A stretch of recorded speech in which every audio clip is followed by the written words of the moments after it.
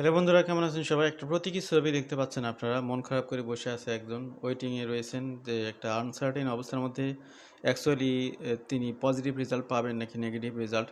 তো এখানে ব্যাকগ্রাউন্ডে এই ছবিটা দেওয়ার একটা কারণ আছে, সেটা হলো যে সাম্প্রতিক সময়ে আমরা আপনাদের সামনে একটা তথ্য উপস্থাপন করেছি যে কানাডার গভর্নমেন্ট রিসেন্টলি যাদেরকে সিটিজেনশিপ সার্টিফিকেট দিয়েছে তাদের সবাইকে নোটিশ দিয়েছে সার্টিফিকেটগুলো ফেরত দেওয়ার জন্যে।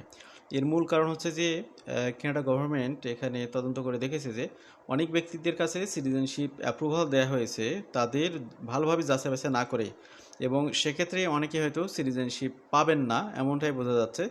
তো এখন যেটা আমরা বুঝলাম যে কানাডা গভর্নমেন্ট যে সিটিজেনশিপ সার্টিফিকেটগুলো ব্যাক চেয়েছে, ব্যাক চাওয়ার পরে এখন তারা অনেকগুলো অ্যাপ্লিকেশনের প্রসেসিংগুলি বন্ধ করে দিয়েছে। এই তথ্যটি মূলত জানানোর উদ্দেশ্যে আজকের আলোচনা। কানাডাতে যারা সিটিজেন হতে চাচ্ছেন বা সিটিজেনশিপ অ্যাপ্লিকেশন করেছেন তাদের জন্য আজকের আলোচনাটি গুরুত্বপূর্ণ। বাকি যারা শুনছেন, ভবিষ্যতে যদি সিটিজেনশিপ লাভের স্বপ্ন থাকে তাহলে তথ্যগুলো জেনে নিতে পারেন, কোনো না কোনোভাবে কাজে আসতে পারে আপনার বা আপনার পরিচিত কারো, অন্য কারো। তো আশা করি তথ্যগুলো উপকৃত হবেন তথ্যগুলো জেনে।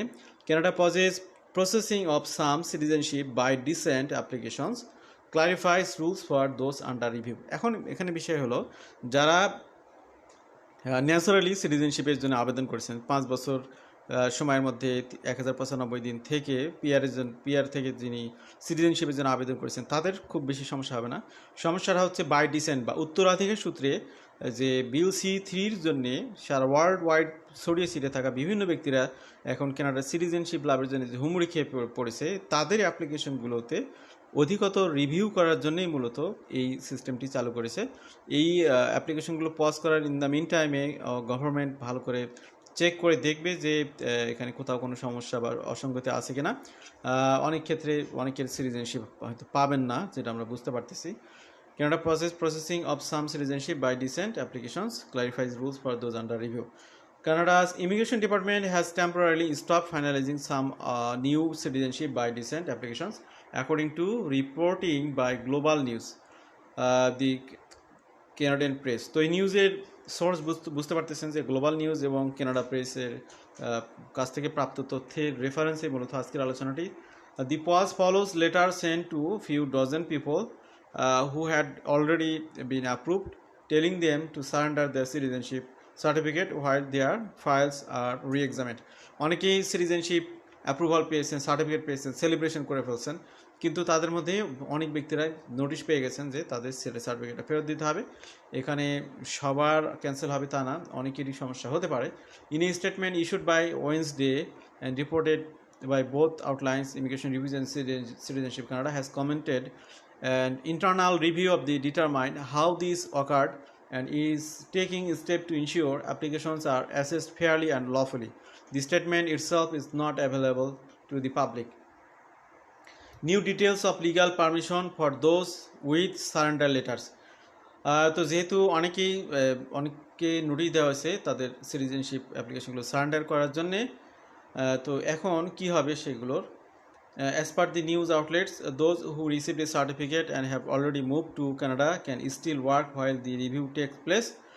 They cannot, however, use Canadian passport. তো যারা ইভেন পাসপোর্টও পেয়ে গেছেন এরকম অনেক ব্যক্তিরা এখানে আটকা পড়বেন। As per the news outlets, those who received certificate double হয়ে যাচ্ছে, they cannot, however, use Canadian passport while their citizenship claim is under review. তো এখন রিভিউতে যারা আছেন তাদের কিন্তু পাসপোর্ট আর তারা ব্যবহার করতে পারবেন না আপাতত। And IRCC says it is notifying them of that. তো আইআরসিসি তাদেরকে জানাবে, as per Canada citizenship law, applicants who have been issued a surrender letter are still considered Canadian citizen while their application is under review. এখানে একটা বিষয় বলে রাখি, যারা সার্টিফিকেটগুলো ফেরত দিয়েছেন তারা এখনও নিজেদেরকে সিটিজেনশিপের পরিচয় দিতে পারবেন রিভিউ রেজাল্ট পাওয়ার আগ পর্যন্ত। রিভিউ রেজাল্টটা যদি পজিটিভ হয় তাহলে তো পেয়েই গেলেন, কোনো সমস্যা নাই। যদি নেগেটিভ হয় তখন আপনার সিটিজেনশিপটা কেড়ে নেওয়া হবে বা সেটা রিভোক করে দেওয়া হবে। A citizenship certificate is the document that proves a person status and lets them apply for a passport.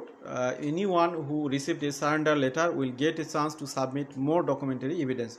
তো কেউ যদি মনে করেন যে আগে যে ডকুমেন্ট দিয়ে আপনি এখানে সিটিজেনশিপটা পেয়েছেন আরও ডকুমেন্ট আপনার কাছে আছে, সেই ডকুমেন্টগুলো আপনি দিয়ে এখানে পার পেজের একটা সুযোগ আছে। In the review confirms Canada lineage, the certificate is returned to the applicant. Background of the surrender letters. Earlier this week আমরা যে রিপোর্টটা আপনাদেরকে করেছিলাম, report RCC had asked recent recipient to have their certificate back for review. The letter cited a regulation that lets the Register of Canadian Citizenship request a certificate back when there is a reason to question entitlement, and they pointed to gaps in the documents applicants had filed.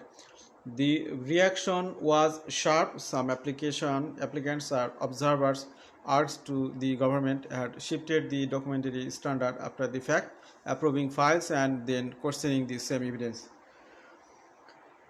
Others raised a constitutional concern that the forced surrender of a certificate may be unconstitutional since it suspects a document tied to a person's status. Before any finding has been made, those legal questions remain unresolved. তো এখানে অনেকের প্রশ্ন আছে এই বিষয়টা নিয়ে, সেটা নিয়ে অনেক কথাই আছে। It is unclear that this is how many people may have been issued a surrender letter following the change of Canada's citizenship laws, which took effect on December 15. People born before that date can claim Canadian citizenship without meeting the residency requirement. এটা just আগের সিস্টেমটা তুলে ধরেছে কিভাবে তারা সিটিজেনশিপের জন্য আবেদন করেছেন। What the surrender letter change for new citizenship applicants. The law has not changed. Bill C3 is in force and the eligibility rules are the same as they were before the pause. What has changed is the level of documentary scrutiny the applicant should expect.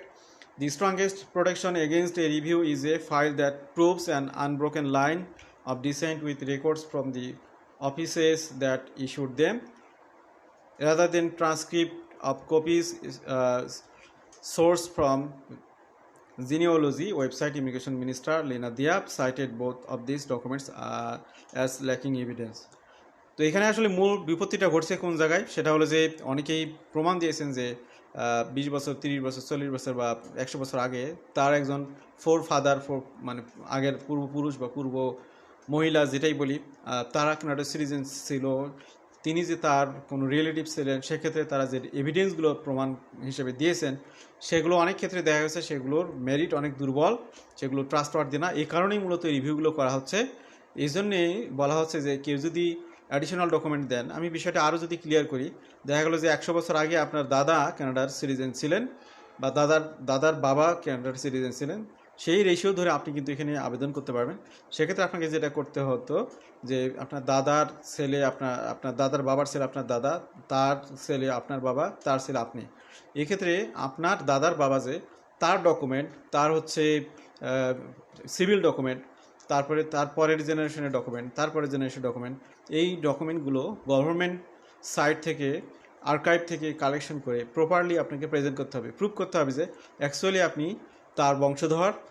সেক্ষেত্রে যদি আপনি এমন কোনো document দেন মুখে মুখে বা কোনো একটা এক্সপ্লেনেশন শুধু দিয়ে দিচ্ছেন, সেটার কারণে যদি আপনি সিটিজেনশিপ পেয়ে যান তাহলে এটা হয়তো ক্যান্সেল হতে পারে। এই জন্যেই যত বেশি ডকুমেন্ট আপনারা এখানে সাপোর্টিং হিসেবে দিবেন সেগুলো কাজে আসবে।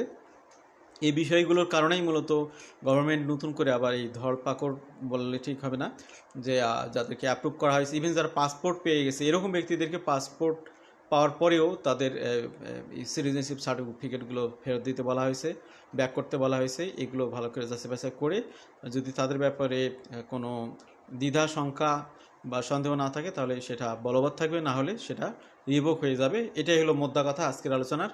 তো এখানে যে তথ্যটা দিতে চেয়েছি যে অনেকের অ্যাপ্লিকেশনগুলো পজ হয়ে গেছে, ওয়েটিংয়ে থাকুন। আপনার যদি সুযোগ থাকে বেশি বেশি সাপোর্টিং ডকুমেন্ট কালেকশন করুন এবং প্রোভাইড করুন। ভালো থাকবেন সবাই। আল্লাহ হাফেজ। আসসালামু আলাইকুম।